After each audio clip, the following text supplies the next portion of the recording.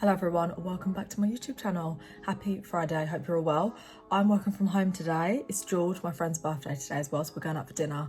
I need to do loads of things at lunch. I've got an hour to do a lot of things, but we're gonna get through it. But yeah, I've been meaning to vlog this whole week and I just kind of haven't. I did vlog on Wednesday though, which was fun. Good morning everyone. I'm in the office today and this is how we're starting the vlog. I've got a card from my manager. It was her birthday on Monday. So I've got half the girls to write in the card last week. I'm gonna get some more to write in the card today and then give it to my manager. I've got to get chocolates for her. I'll get it at lunch and then give her the card. Anyway, welcome to a fun few days in my life.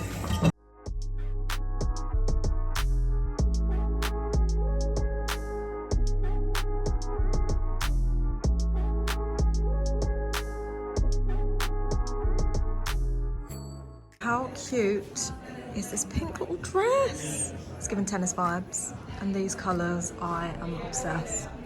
Need this. Cute. And the top matching. So many bits. We're just at the H&M showroom having a little browse of their sports stuff. Not been great at vlogging today, so here we are. Oh, I love these little ballet pumps as well. Let me show you. And look, they've got a nice little grip. So cute.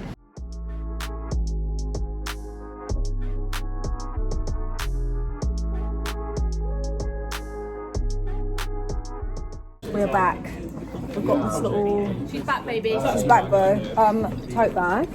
And they gave us a little water bottle. Very cute. I'm going to use this as my gym water bottle. And also we've got some leggings. But I think they're dupes for Lululemon. Yeah. Oh, also we've got a little... What was in this? Ginger. Carrot, ginger. Taste test. Hell. Leaving the office. Me, Ben and Emily, we are heading to the cinema. We're going to the screening of Ballerina, a John Wick spin-off. I've seen the first two John Wicks. They were very violent. And I thought it was just a bit much all for the dog. No offence to the dog. But this one's a girl's lead-in, so I'm hoping it's good vibes. We shall see. Meeting my brother. Ben's meeting his brother. Emily's meeting her friend.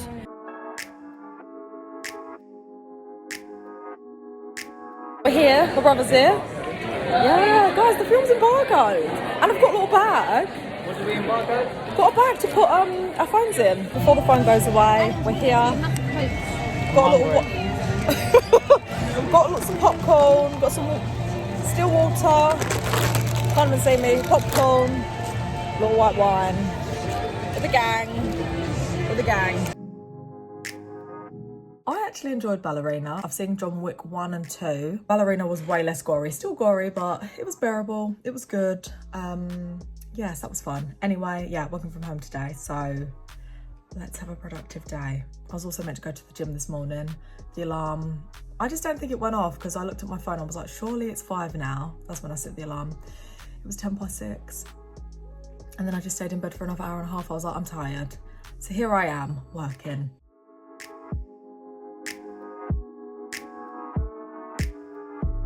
It's lunchtime. I need to go and let's just get in the car. So I've only got an hour until my lunch break finishes, obviously.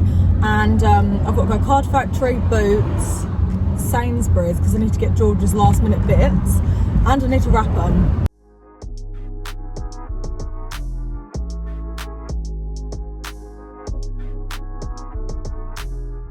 Got the goods. Got a big card, got some earrings. Also got these sunglasses and a sash. Got her a bottle, and then this is the scrapbook that I actually need to fill out. Where are all the pictures gone? Here. Obsessed. Through the years, there's literally loads. And we've all written a letter, and then we're going to put it in the envelopes, and then put them in the scrapbook, because I saw it on TikTok. So yeah, that's the plan. I've got about an hour and 10 minutes till I need to leave, because I finish work later, and we're slightly behind schedule, but I've got this. Out the shower, I have about 17 minutes until I want to be ready so that I can finish off with the presents. So get ready with me. I honestly don't know how before lockdown we used to do things after work all the time. Because I'm working from home today and still I've been like rushing. We're going to a restaurant in Farringdon, Liverpool Street. I don't know. It's called 14 Hills. I've heard of it and it looks very bougie. I think like the lamb and stuff on the menu is, how much is it? It's like 38 quid or 40 quid. Quite bougie, but it's her birthday, so we're going all out. I feel like I'm at that stage of the month where everything is running out. My concealer, my foundation, which is quite annoying because I'm trying to save. Do you know what? I think I'm just gonna do a brown eye. I can't believe I'm actually ready. Slightly running late, but so are the other girls, so swings and roundabouts. But I've done my makeup, just putting in my jewellery, and then I'm going. And some Jimmy Choo perfume. It's the best. Done. Right, let's go. With the girls on the train, all dressed up. I feel like it's back in the day, you know, when we go on nights out. Bless us. Who's that random person then? Oh, look at us for primary school!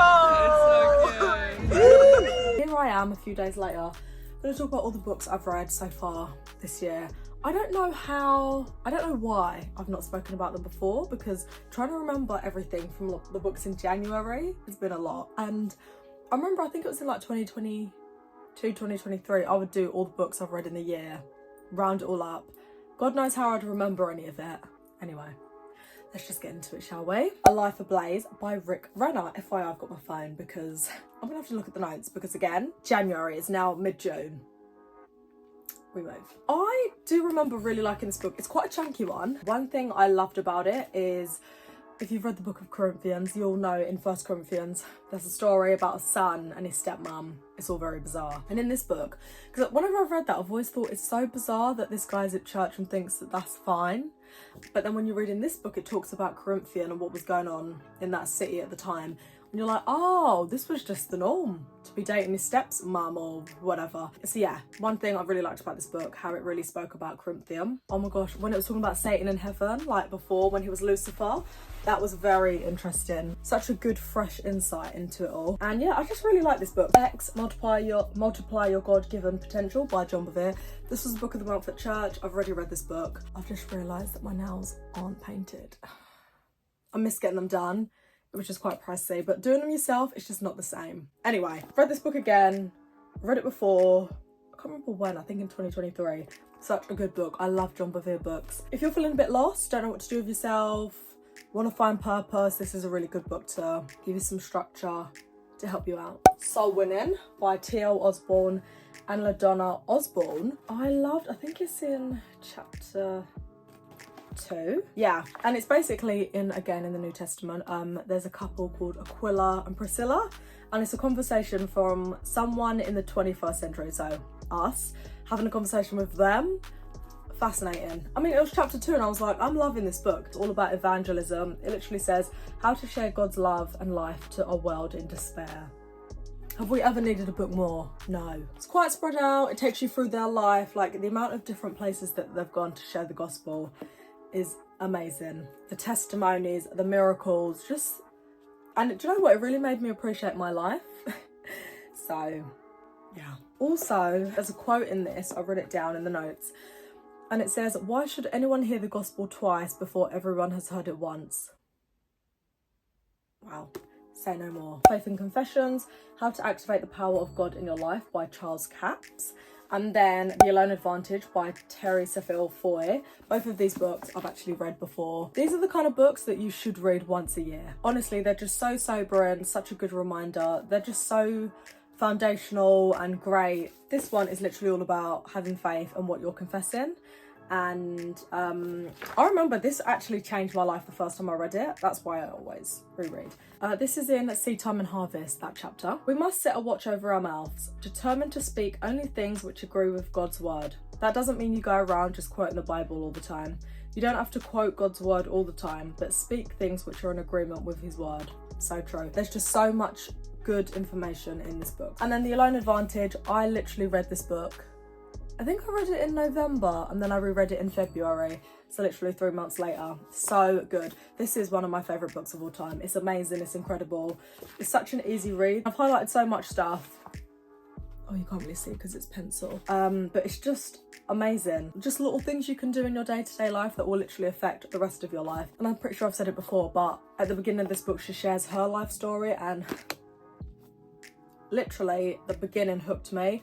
Her life story is insane. How low she felt, and then she transformed it, and now she's living her best life. And she shares how she did that. So if you want to transform your life, get this book. This first book, The Hiding Place by Corrie ten Boom. One of my friends at work actually recommended this book ages ago. She was like, oh my gosh, she's not even a Christian. She was like, I would recommend, such an amazing book. And then the worship leader at church was talking about this during worship, and I was like, that's two people from two complete different areas of my life who have recommended this book, so I'm gonna give it a read. Such an amazing book, life testimony. Wow. So it's this woman, I'm pretty sure, again, I can't remember when I read this, but I'm pretty sure she's Dutch, and she was helping hide Jewish people during the concentration camps. And then she gets caught and then is in a concentration camp. And it's just her life story, her and her sister. And then it's just amazing because first of all, it's a real life story. So you're like, oh my gosh, this is all true and this all did happen. And second of all, it makes you really appreciate our current life now. It's very sad, obviously. The ending, all of it, it was a lot. Her faith in God is just next level. And what I love about it is her and her sister, and there's times where the main character, she'll be saying like, she just wants deliverance for all, all the Jewish people, all the Dutch people. And then her sister is like also thinking about the guards and just the people who are literally doing evil and how she wants them to know Jesus. And wow. And as she says it, like, her sister's just thinking completely different to the way she's thinking. She's just thinking of herself, and then her sister would always be thinking of other people. Honestly, amazing. 1,000,000 out of 10 would recommend this book. Incredible. And then I actually read the second book. It's this part 2 of it, so what happens after her still continuing to spread the gospel. I'm pretty sure she was like 80, still traveling the world, sharing the word. What a woman. What a woman. You Can Get Over It, How to Confront, Forgive and Move On by Rick Renner. This is a good book. Listen, I've said it before, one of my favourite books ever is Avoiding the Trap of Being Offended, and this book talks about the exact same thing. And it is insane how holding unforgiveness, not letting go of things will hinder you in your life. This was a book of the month at church. What I love about the books of the month at our church is often they're not books that I would necessarily go, like, unless I don't feel offended at anyone right now, so I just wouldn't pick this book up. But it's so good to read a book where you're not going through the thing, that you can still learn, so that if it does pop up, you're prepared. And also, if it happens to a friend, family, stranger, whatever, you can encourage them, or you can understand what they're going through because you've read a book about the topic. See, even just this, I've literally just flipped this over. It says, spend some time getting quiet before the Lord and allow him to give you his perspective of the situation. Because often you just see your perspective, you don't even try and see the other person's. Then you tell your friends, family, Bob down the road, your perspective, and everyone's on your side because they're only hearing your side of the story, not the other person's side, or not what the truth is. So yeah, great sobering book. If you feel offended, if you know someone who feels offended, read this book. This was recommended by someone at church, a friend at church. Feeding Your Soul in a Post-Truth World. Say no more. Then as you guys can see, there's like a little, literally the wisdom pyramid here. And then you've got like the Bible at the bottom, which should be the base on what you build your life on. Then you've got the church, then you've got nature, then you've got books, then you've got beauty, then you've got internet, social media. However, unfortunately, a lot of us base what we believe in, our personality, our everything, on the internet and social media, where it should be the other way around. So yeah, if you feel like I need some wisdom, I need something just to help me sort my life out and set priorities in its order, get yourself this book. This book is called Anonymous. Jesus' Hidden Years and Yours by Alicia Britt Chloe or Cole? I don't know. Anyway, read this book. This book was recommended on Sadie Robertson's podcast, and I've actually seen this woman, like some of her teachers before, loved them. Read this book and it was amazing. One thing I loved about throughout this book is that it talks about Jesus being tempted in the desert. So I know this wasn't his anonymous years. However, when it talks about Jesus being tempted in the desert, it gives a reflection of what he was doing in the anonymous years, because when the going gets tough, what are you doing? Are you running?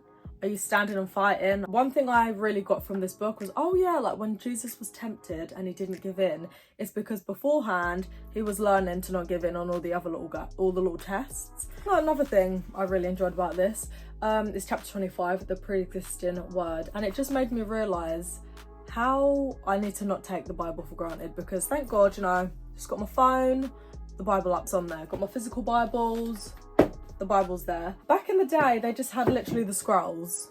And unless someone had literally copied it word for word perfectly to give to you so you could also read it or go to your synagogue to read it, you had to go somewhere. Whereas thank God, literally any time of the day I can just read this if I'm on the train. And it just made me think I need to really appreciate this, because back in the day they didn't have this. They had to go somewhere to read the word. One thing I really got from this entire book, that sometimes during the anonymous years, like Jesus, 30 years nobody really knew him, and you just have to stay faithful, walk in love, continue, persevere during that time, so that when whatever is going to happen in your life happens, you're ready. Another book I've reread, The Spirit of Faith by Mark Hankins. I read this book in June or July 2022 because I remember I was in Portugal with my family. Another book of the month at church. This book is such an easy read. I love how spread out the text is. This is a great line. One of Satan's strategies is to entice the believer out of the arena of faith and into the arena of feelings, sight, or circumstances. And if you read Anonymous and read about Jesus' temptation, that's very true. I will forever love this book. A great way to stir up your faith. If you want a book that you're like, I need something positive to encourage me. Thank God it's Monday. I mean, no one ever says that. And I thought whatever this guy's saying, I need it. One thing I did really like about it is it stresses that we spend most of our time in work. Like, thank God we live in the time where you can work from home. But one thing I did like about it is often it pointed out, regardless of whether you're working from home or you're in the office, we do spend most of our time with people at work and sharing the gospel, sharing the good news about Jesus. One way is just to tell someone the story of how you became a Christian. But you don't always have to say, oh, this is what's going on in your life, let me help you. Sometimes it's just someone will mention something and you'll be like, oh yeah, I learned that at church where XYZ. Just bring in God, part of the conversation. Because we often don't mind gossiping with the work colleagues. Let's talk about Jesus. The danger of balance. It says, where in the Bible does it say that a person cannot work 60 hours a week and still be in the centre of God's will? Where does it say that I have to pursue a hobby to be refreshed? Maybe my job refreshes me, and often mine does. That's another thing. I get it, the whole side hustle culture is very much a part of what everyone says on the internet and in real life. But if that's not for you, that's not for you. And that's okay. We don't always have to follow what everyone else is saying or doing. Then I read The Rose Bargain by Sasha Payton Smith. Really, really liked this book. It's a fantasy book, and basically everyone in the town, when you turn 18, you get to have a wish and the queen will give you your wishes demand. However, something will come. So for example, you might be like, I want really long shiny hair, and then she might take a tooth. Bit of an odd story, but anyway. I really like this book. Bit of a plot twist as well. The one thing I didn't actually like about this book is I was getting to the end and I was like, okay, I feel like we're getting to the end of this and I'm not really seeing an ending in sight. And then I got to the last page and it says, the Queen requests your presence for the second novel. I mean, it is a duology, so it's not that bad, but what happened to just having a one-off book that just does it all? And I did like this book though. I think I read this on the plane to Dublin, and it was one of those books I've read in a few days because it was so good, and I just love the colour. Absolutely stunning. A Dance of Lies by Brittany Arena. Now, did I like this book? I don't know. It's a romantic fantasy. I mean, there wasn't that much romance, I've just realised. I basically thought that she was in prison.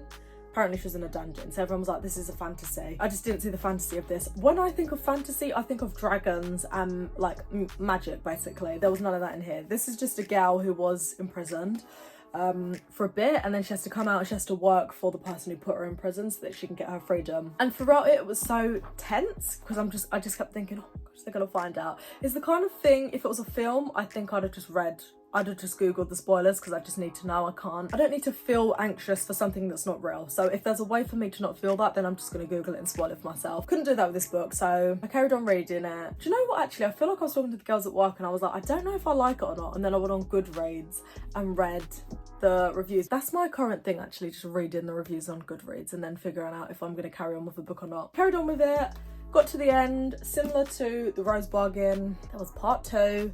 So I'm gonna have to wait for that to come out, but it was okay. Then I read An Academy for Liars by Alexis Henderson. Oh yeah, so this one did have powers. It's all about this girl who goes to this school. She has to do these really weird tests to get in, and then she does. And then she kind of gets into the cool campus. It's given American. I mean, it's set in America. There's a few twists and turns. Oh my gosh, I've just remembered the twist at the end. Yeah, this was a intriguing book. This is the book where I spoke about it at work and two of the girls had already read it. One of them said I couldn't get past like page 70 and the other one finished it. So I was kind of torn. Then went on Goodreads and kind of saw, I think most people rated this really good. So I was like, okay, let me just keep going. And I did, and it was okay.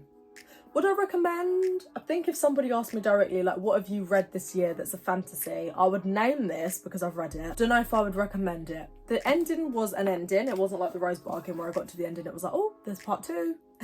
It just ended, but it was okay. The Believer's Authority by Kenneth E. Hagan. Love how short this book is. There is actually an advanced copy, but this was the Book of the Month for Church, so I read this one. I love Kenneth E. and Kenneth W. Hagan's books. They are so simple and easy to read. If you're new to Christian faith, read his books, honestly. And it's just, we spoke about this in book club, it's such a foundational topic in Christianity that often we forget about, and then you read it and you're like, oh my gosh, yeah, like this is what Jesus did for me. Loved it. Just a few of the chapters. What is authority? Breaking the power of the devil. Exercising authority. Love it. Magnificent Jesus by Tony Cook. Unmatched, unrivaled, unparalleled. This is such a good book to read about Jesus because it talks about Jesus in the Old Testament and the New Testament, which is amazing. The amount of scriptures it goes to in the Old Testament where I'm like, I didn't even realise this is what it was talking about. And I think if you are already a Christian as well, this is one thing we all said at book club, it's a good reminder because there was so much in this stuff I just didn't even know. One thing I love about it is that there's a professor calculated the probability of one person fulfilling just 8 of the major prophecies concerning the Messiah. His conservative estimate was 1 chance in 100,000 trillion. Sorry, look at the number.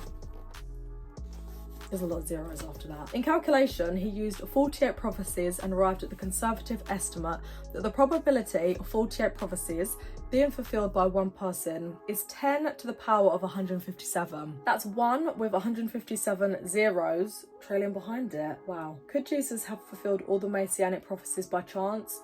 Not a chance. Love it. This is one of the best books I've read this year. It's a fictional book. It's called Air. So it's like fantasy. There's like 3 different characters, so each chapter is a different character, and at first I was a bit like, this is taking a hot minute to get into because I'm not only trying to learn the characters, I'm also trying to learn their different like skill sets, powers, where they are in the world and what's going on. So just as a warning, that did take a good few chapters to get into, but then once you get it, you get it. It's so good. I don't want to give any spoilers, but I will say one thing that probably would have actually helped is the fact that one of the characters out of the 3 is kind of on a different timeline to the other 2. So yeah, kind of worked that out halfway through. Don't know if that's a spoiler or not. I don't know if this is a duology or a trilogy or a, surely it can't be anymore. Oh, it doesn't say. Right, okay. Because it did get to the end and I did think, oh, maybe it will actually just end kind of like sudden, but no, there's going to be another one, so we'll definitely be buying that. Then I read And So I Roar by Abby Dare. Not gonna lie, this is the only book I didn't finish. I just didn't really enjoy this book. It's based on 2 different characters and I feel like it was quite dark as well. And at one point I just went on Goodreads and looked at the reviews because I was like, this is driving me crazy. And so many of the comments, the reviews were like, not as good as her first book, because I think this is a sequel, but this still makes sense by itself. But yeah, I didn't really like it. I think I definitely got to page 100 and I was like, do you know what, I'm over this. Went on Goodreads, read the reviews and was like, I'm done. But the main reason why I could not finish this book is because there's one character who's an adult, another character who's 14. English isn't her first language, that's not an issue. But it was the fact that when she spoke, I got it when it was in the adult's point of view. When the younger one, the 14-year-old, would speak and she was speaking in broken English, I get it. But it was when the character would go to the 14-year-old and even in her head, the way she was describing stuff wasn't English. That annoyed me because I thought, surely in your own head what you're saying makes it... I just thought after the first chapter, I get it, we don't need to keep... For example, this is her just talking in her head, by the way. This is her describing things. As if she didn't too sure if I'm still a doona or if I'm magic to become somebody else.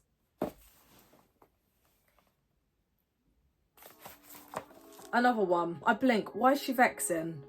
Shut up your mouth, Labaka shouts, and her voice is a punch on the remaining rest of my words back inside my mouth.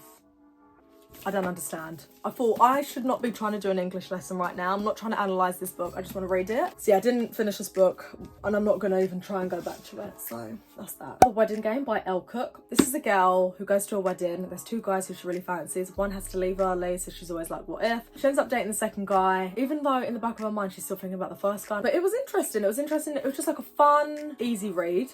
And it was interesting to see what would happen. Like, based on one decision or another decision. This is the kind of book that would be perfect if you're on holiday. You know, like you're on the beach, sunbathing, having a little read of this. Yeah. Then I joined my local library, FYI. Go me. Then I read Why I'm No Longer Talking to White People About Race. This is by Rennie Edo-Lodge. This was an interesting one. On the back it says, a wake-up call to a nation in denial. Yeah. It was crazy because as I was reading this, like old memories from like school, etc. would pop up and I'd think, oh yeah, because I was the only black person there, you do start thinking, oh, maybe it's not that deep, or maybe I'm too sensitive. No. Yeah, I really did enjoy this book. It was a good read. I'm glad I got it. And I know it went viral like in lockdown, and I think even before that, but it's always been one of those books that I just feel like I'm gonna read this and just feel really depressed. And it was very eye-opening, reassuring as well. I'm glad I finally read it. And then the last physical book I read was Noughts and Crosses by Mallory Blackman. When I saw her name, I thought, you sound familiar. It's because she's mentioned in Stormzy's song. And I think this is just a book that loads of people read when they were kids. I'd never read it before, so saw it in the library and was like, I've heard about this, gonna give it a read. It was quite sad. I do not like unhappy endings. I like a happy ending, and this was not one. So yeah, there was that. Very interesting, especially after having just read this book. I was like, right, yeah, this is a deep couple of reads. It was good, really well written, great original storyline, but I just like a happy book, and this was sad throughout and then at the ending. Right, now I'm gonna have a quick break because I need to get back to work.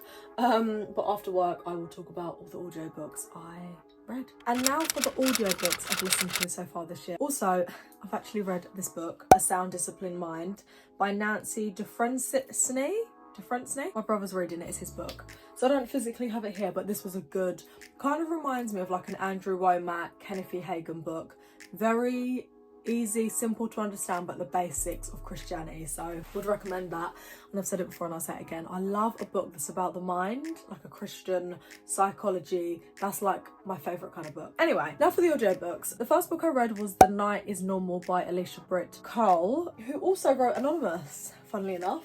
And I really enjoyed this book. I will say, I think if you're going through grief, this is a really good book to read. I can't really remember why. I mean, it's called The Night is Normal, and it's like the little subtitle says, A Guide Through Spiritual Pain. I'm not really sure why I decided to read this book, but I'm glad I did. Again, I think if you're grieving for something or someone, a really good book. A lot of the theme is about disillusionment, and I've written down, it's natural for us to collect assumptions about how life and God should play out. So it's basically about how often the way we see the world, the way we see God, we just base it on our own opinion, on our own beliefs. And then sometimes life just hits you and you're like, well, this is not what I had planned. This is not what I thought would happen in this situation.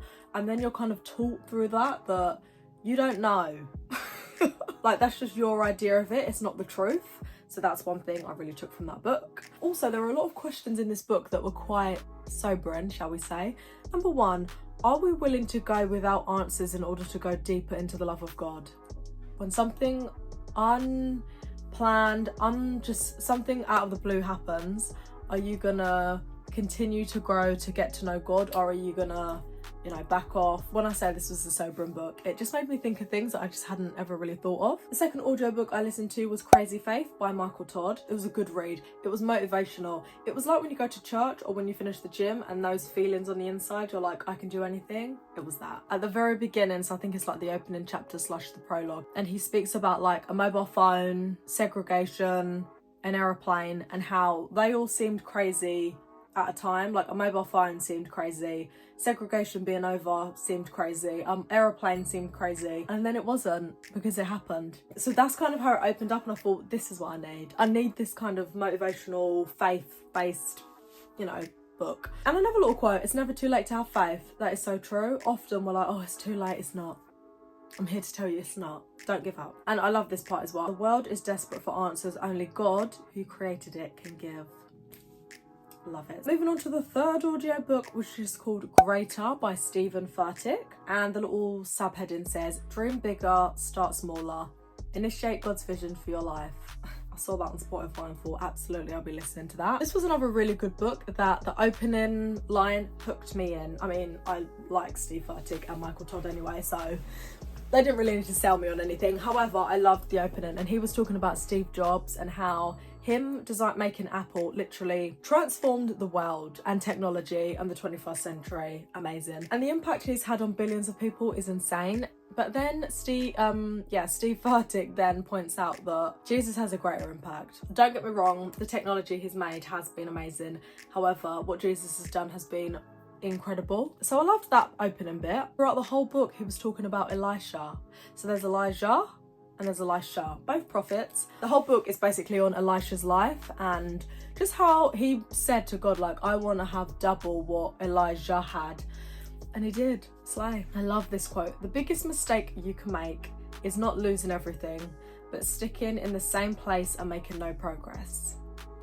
That's a bar. I also love this one. Surrender your plans and pick up God's. All God needs is all I have. Love that. So yeah, 1,000,000 out of 10 would recommend that book as well. Okay, then the next audiobook I listened to was The Dangers of Shallow Faith by A.W. Tozer. Believe what God says about you. You're as bad as God says you are. You're as far from God as he says. Now in the Bible, God doesn't say you're bad, and in the Bible, God doesn't say you're far from him. I mean, if you're born again Christian. And I just love that. Often we just base our life and our beliefs on our thoughts and our feelings, but you know, as Christians, we're meant to believe what the Bible says. A sobering thing was when he said, we usually only do what we want to do, and this is perfect soil, like backsliding. Don't want to go to the gym, you don't want to study the Bible. Laziness will allow backsliding to easily creep in. And I love chapter 5, the process of backsliding. The next audio book I listened to was Secrets of Six-Figure Women, Surprising Strategies to Up Your Earnings and Change Your Life by Barbara Stanny. I love, as you probably can tell, I love a motivational book. I thought, do you know what? I do want to up my earnings. I loved how many testimonies there were of different women where they're talking about how they literally transformed their jobs, their earnings. And it wasn't even just to be rich and to just have it all, it's just to have a more comfortable life. There were so many practical little tips as well throughout this book, and I've just remembered, because as I was talking, I thought, I feel like I've spoken about this book on this channel before, and I can't remember what the vlog was, I'll link it at the top, but in that vlog, I just finished listening to it while I was driving. There were a few things I was a bit like, But yeah, most of it really enjoyed. And then I listened to Out of Control and Loving It by Lisa Bevere. Just a few highlights. Number 1, if other people's opinions dictate your actions, then you're living in bondage to fear of man. True. Because often you think fear of man is like literally being scared of someone, but sometimes it's just someone's opinion on you. You live your life based on what other people think of you or based on how you want to be perceived. And that is you being in bondage to fear of man. You care more about their opinion than God's opinion on you. Number 2, the areas we hold back from God are usually our downfall. Ain't that the truth? Then I listened to The 5 AM Club by Robin Sharma. Now this book was it says it pretty much in the title, The 5 AM Club, about waking up early, being productive, etc, etc. I love those kind of books. One thing I will say that was really good about this book, if you do want to read like a motivational book and you're not into non-fiction books, and you just find them quite difficult to get into, The 5 AM Club is for you, because it's like fiction with non-fiction. So there's like 3 characters and they take you through the steps. It's like part of a story. And then I listened to Dream Big, Know What You Want, Why You Want It, and What You're Going to Do About It by Bob Goff. Oh, I love Bob Goff, he's so cute. One thing I love about Bob Goff's books is he takes you through different stories, but then there's like always a lesson in the story. So again, if like non-fiction is not your vibe, a Bob Goff book is good to read. So many like little snappy things. Number 1, stop wasting time on things that won't matter next week, let alone in our next life. Just do it. Do the things people are doing who are successful. So if that's waking up at 5 AM like that book, that's going to the gym, having hobbies, working hard, setting goals, writing to-do lists. There's so much wisdom in learning from other people who are successful and you want to be like. You don't always have to go through the struggle. Sometimes you can just learn from other people's mistakes. The last thing I'll just say on this is when he asked, is your current routine worth keeping? Usually no. Oh, finally done that. Lesson from me to me is at the end of every month, I'm gonna start doing YouTube shorts, reels and TikToks of the books I've read per month, because trying to go back in time and having to get the notes, and it's a lot. Anyway, hope you guys have enjoyed this video. Fun few days of my life. Hopefully I'll see you next week. Bye.